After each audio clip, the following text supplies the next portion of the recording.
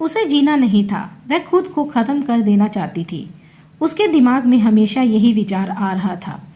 उसने डिसीजन ले लिया था, सिर्फ अंत कैसे करे इसके बारे में सोच रही थी। चारों ओर अंधेरा था। अपने ही सोच में मगन प्रीति नीचे बैठकर बहुत वक्त तक ऐसे ही बैठकर फर्श की तरफ एकटक देख रही थी। पति की धोखेबाजी से प्रीति अंदर से टूट गई थी। उसके बोले हुए वह शब्द प्रीति के दिल में घाव कर गए थे। इस बार प्रशांत ने तो हद ही पार कर दी थी। अब और जीने का कोई अर्थ ही नहीं बचा था। अब वह खुद को ख़त्म कर देकर इसके सिवा उसे दूसरा विचार उसके मन में नहीं आ रहा था। दोनों बच्चे गहरी नींद में थे। एक नज़र उनकी तरफ देख उनके सर पर प्यार से हाथ फेरा। आंखों में आंसू की धारा बहने लगी। उसने मन में दृढ़ निश्चय कर लिया था। रात के 2 बजे थे। हर तरफ बेहद सन्नाटा था और वह धीरे से उठी और दूसरे रूम में गई। गले में फांसी का फंदा डालने ही वाली थी, तभी कुछ गिरने की आवाज़ आई। प्रीति का 2 साल का बेटा जोर जोर से रोने लगा। उसी क्षण प्रीति की 6 साल की बेटी चिल्लाने लगी, मम्मी, छोटू बेड से ऊपर से नीचे गिर गया है। तुम कहाँ हो? देखो ना छोटू कितना रो रहा है। प्रीति भागकर दूसरे रूम में आई और अपने बेटे को उठाकर अपनी गोद में लिया और अपने सीने से लगा लिया। बेटी रोते हुए, मम्मी तुम कहाँ चली गई थी? मुझे बहुत डर लग रहा था। तुम हम दोनों को छोड़ के कहीं मत जाओ। मुझे अकेले में बहुत डर लगता है। प्रीति अपने दोनों बच्चों को पास लाकर जोर से गले से लगा लिया और रोने लगी। दोनों बच्चे उसके सीने से लिपटकर सो गए। रोते रोते प्रीति को कब नींद आ गई उसे पता ही नहीं चला। काम वाली बाई गंगू की आवाज़ से प्रीति की नींद टूटी। अरे मैडम, आपने बाहर का गेट खुला क्यों छोड़ दिया था? अरे मैडम, क्या हुआ? अभी तक आप सोई हुई हो। तबीयत तो ठीक है ना? वह खुद को संभालते हुए बोली। हाँ, थोड़ी तबीयत ठीक नहीं है। घड़ी में वक्त देखती है तो 8:30 बजे थे। आज तुम्हें आने में इतनी देर क्यों हो गई? मैडम, चौथी गली में मिश्रा जी रहते हैं ना, उनकी बहू ने फांसी लगाकर आत्महत्या कर ली। 2 बच्चे हैं उनकी एक 10 साल की बेटी और 6 साल का बेटा। यह सुनकर प्रीति के कलेजे को धक्का सा लगा। अपनी साड़ी ठीक कर कर उसने पूछा, कब हुआ? गंगू बोली, रात को हुआ मैडम। मैंने ऐसा सुना है कि उसके पति की किसी दूसरी औरत से संबंध थे।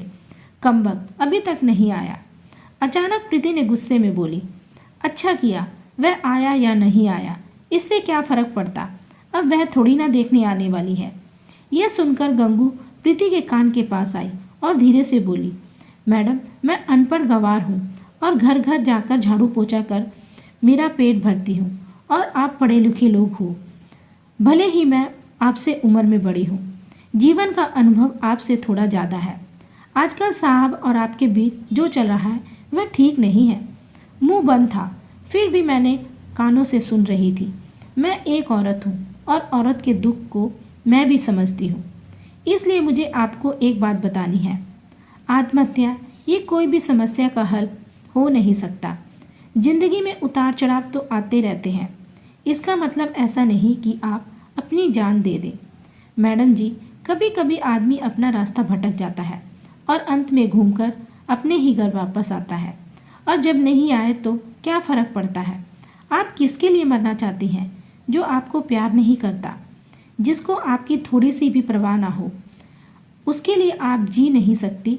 जो आपसे प्यार करते हैं, जिसको आपकी कदर हो, आपके माता पिता जो आपसे बहुत प्यार करते हैं, आपके बच्चे जिनको आपकी ज़रूरत है।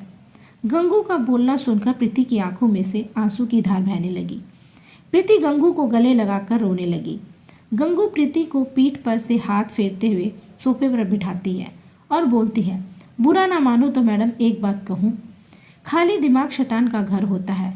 आप घर में बैठकर फालतू बातों को सोचते हो। मैं आपके घर में काम करने के बाद 9 से 3 इस वक्त स्कूल में झाड़ू लगाने जाती हूँ। वहाँ की प्रिंसिपल मैडम मुझे बहुत अच्छी से जानती है। आप तो पढ़ी लिखी हो। अगर आप बोलते तो मैं आपके लिए टीचर के काम के लिए पूछूं क्या? आपका वक्त भी निकल जाएगा और मन भी लग जाएगा। इस पर प्रीति चुप बैठी थी। कोई भी जवाब न मिलने पर गंगू बोली, मैं आपके लिए चाय लेकर आती हूँ। और गंगू काम करने में लग जाती है। काम निपटा कर बोलती है, मैडम मैं जाती हूँ। इतने में प्रीति उससे बोलती है, रुको गंगू, तुम स्कूल में मेरे लिए पूछना। यदि संभव हो तो प्रिंसिपल का नंबर मुझे लाकर दो। गंगू के चेहरे पर खुशी का भाव दिखा। गंगू प्रीति के पास जाकर बैठी और धीरे से बोली, मैडम, मैंने दूसरे रूम में बेड पर स्टूल रखा हुआ देखा था। ऐसा आप कभी मत करना। आपका घर है, इसे बचाने में आपसे जो हो सके वह कीजिए। बिना लड़े आप हार मत मानो। गंगू प्रीति का हाथ अपने हाथ में लेकर बोलती है, मैडम, एक फिल्म में एक हीरो ने डायलॉग बोला था, लड़ाई लड़कर जीती जाती है, मरकर नहीं, क्योंकि मुर्दा कभी लड़ा नहीं करते। गंगू हाथ नचाते नचाते ऐसे बोली। यह देखकर प्रीति को बहुत हंसी आई। गंगू का बोलना सुनकर प्रीति का मन हल्का हो गया और एक नई आशा की किरण दिखी। वह अलमारी में से अपने सर्टिफिकेट निकालने लगी। दोस्तों, पति पत्नी का रिश्ता यह बहुत स्नेही होता है। भगवान को यही दुआ करता हूँ कि कोई भी पति पत्नी के जीवन में ऐसा मोड़ नहीं आना चाहिए। अगर आए भी तो वह जीवन में कोई समस्या हो तो उसका हमें हिम्मत से मुकाबला करना चाहिए। आत्महत्या यह उसका संविधान नहीं है। कहानी कैसी लगी हमें कमेंट में लिखकर बताएं। वीडियो को लाइक और चैनल को सब्सक्राइब करें। थैंक यू, धन्यवाद।